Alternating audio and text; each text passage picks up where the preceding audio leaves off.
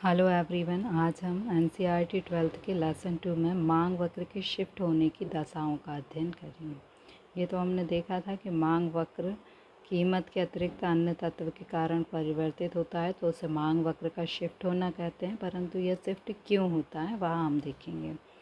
यह question higher competitive exam का है। आपको ऑब्जेक्टिव की दृष्टि से अकेले याद रखना है इसको, क्वेश्चन आंसर की दृष्टि से नहीं। जैसे ये आपका मान लीजिए कि मांग वक्र है। आपको एक बेसिक सी चीज़ याद रखना है। क्या चीज़ याद रखना है कि मांग वक्र यदि उल्टे हाथ की तरफ बाईं ओर आप याद रख सकते हैं, लेकिन उल्टे हाथ आपको ज़्यादा इजी गोइंग रहेगा कि मांग वक्र यदि उल्टे हाथ की तरफ शिफ्ट होता है तो उसे हम क्या कहेंगे, मांग का कम होना। ये बात बहुत इम्पॉर्टेंट है, याद रखना है। और मांग वक्र दाहिनी ओर यानी सीधे हाथ की तरफ शिफ्ट होता है तो उसे हम क्या कहेंगे, मांग में वृद्धि होना। सीधे हाथ की तरफ मांग वक्र शिफ्ट होगा तो मांग में वृद्धि, और उल्टे हाथ की तरफ मांग वक्र शिफ्ट होगा तो मांग में कमी। यानी जब भी मांग में कमी होगी तो ये वाला चित्र होगा, और जब भी मांग में वृद्धि होगी तो आप ये वाला, ये मेन चित्र है, और मांग में वृद्धि होने पर ये चित्र बन जाएगा। ये मेन लाइन है डिमांड की, और मांग में कमी होने पर ये लाइन यहाँ पर शिफ्ट हो जाएगी। अब कई दशाएं होती हैं जिनमें मांग वक्र अलग अलग प्रकार से शिफ्ट होता है, वो हम देखेंगे। पहले देखते हैं कि आय में वृद्धि। मान लीजिए आय में वृद्धि होती है और कोई सामान्य वस्तु है, ठीक। मान लीजिए कि सामान्य वस्तु सब्जी है, तो मांग में वृद्धि होने पर आप क्या करेंगे, अधिक सब्जी खरीदेंगे। तो मांग में वृद्धि होने पर यह दाईं ओर शिफ्ट हो जाता है। तो आपको दाईं ओर शिफ्ट आप कैसे याद रखेंगे कि वस्तु की आपकी आय में वृद्धि हुई है तो आप अधिक वस्तु खरीदेंगे। अधिक वस्तु खरीदेंगे तो ये कहाँ शिफ्ट होगा, दाईं ओर। मान लीजिए कि निम्न स्तर वस्तु है। निम्न स्तर वस्तु जैसे डालडा और घी, इनमें से कौन सी वस्तु निम्न स्तर की है, डालडा। और आपकी आय में वृद्धि होती है तो आप डालडा खरीदेंगे या घी, आप डालडा की जगह घी खरीदेंगे, है ना। तो जब आपकी आय में वृद्धि होती है तो ये जो निम्न स्तर की वस्तु है इसकी जो मांग होती है वो क्या हो जाती है, कम। जब आपकी आय में वृद्धि होती है तो निम्न स्तर की वस्तु की मांग में क्या हो जाती है, कमी हो जाती है। अब एक और दशा देखिए, दूसरी दशा है स्थानापन्न वस्तु, ठीक। स्थानापन्न वस्तु की यदि कीमत बढ़ती है, मान लीजिए ये चाय है और ये क्या है, कॉफ़ी, ठीक। अगर मान लीजिए कि चाय की कीमत बढ़ जाए तो आप क्या करेंगे, आप उसका स्थानापन्न अल्टरनेट कॉफ़ी को पिएंगे। यानी चाय की कीमत बढ़ी तो कॉफ़ी की मांग क्या हो जाएगी, बढ़ जाएगी। चाय की कीमत बढ़ने पर कॉफ़ी की मांग बढ़ जाएगी। आपको पता है कोई चीज़ बढ़ती है तो मांग वक्र सीधे हाथ की तरफ शिफ्ट होता है, दाहिनी ओर शिफ्ट होता है, ठीक। तो ये वाला चित्र हो जाएगा। यदि मान लीजिए कि चाय की कीमत में कमी हो गई, ठीक।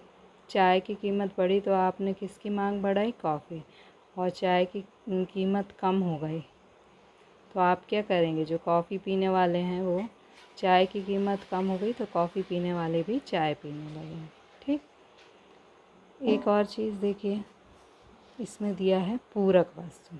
पूरक वस्तु क्या होती है, जिसका हम साथ साथ उपयोग करते हैं। जैसे यदि आपको चाय बनाना है तो आपको दूध चाहिए, शक्कर चाहिए, है ना। ये पूरक वस्तुएं, इनकी एक साथ मांग बढ़ेगी, है ना।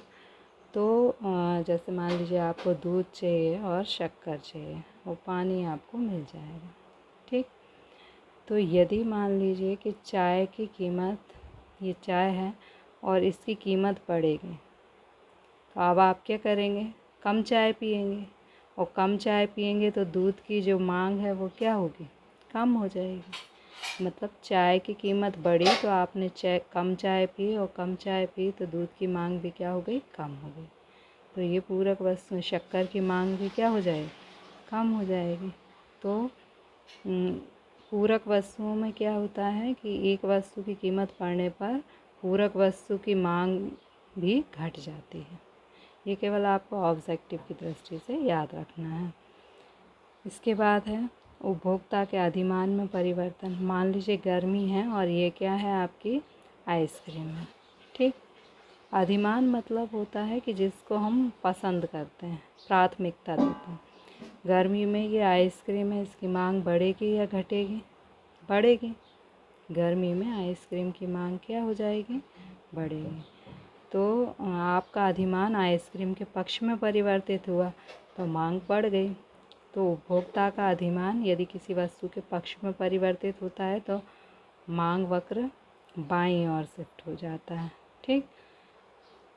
दाहिनी ओर। जैसे गर्मी बढ़ी और आइसक्रीम की मांग बढ़ी तो मांग बढ़ने पर वक्र कहाँ शिफ्ट होगा? दाहिनी ओर शिफ्ट होगा, यानी सीधे हाथ की तरफ। यदि मान लीजिए कि ठंडी बढ़ी तो आइसक्रीम की मांग कम हो जाएगी और मांग वक्र जो है वो उल्टे हाथ की तरफ यानी बाएं ओर शिफ्ट हो जाएगा। ये सारी चीज़ें आपको ऑब्जेक्टिव में आएंगी कि ऐसी दशा में मांग वक्र कैसा होगा।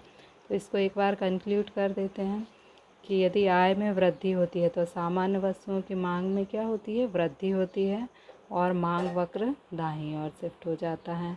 निम्न स्तरीय वस्तुओं की मांग जो होते हैं उसमें कमी आती है तो मांग वक्र बाईं ओर शिफ्ट हो जाता है। स्थानापन्न वस्तुओं की कीमत बढ़ती है तो मांग वक्र सीधे हाथ की तरफ शिफ्ट हो जाता है।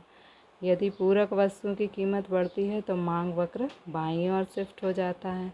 यदि उपभोक्ता का अधिमान किसी वस्तु के पक्ष में परिवर्तित होता है तो मांग वक्र बाईं ओर शिफ्ट होता है और किसी अधिमान में परिवर्तन प्रतिकूल होता है तो मांग वक्र दाईं ओर शिफ्ट हो जाता है।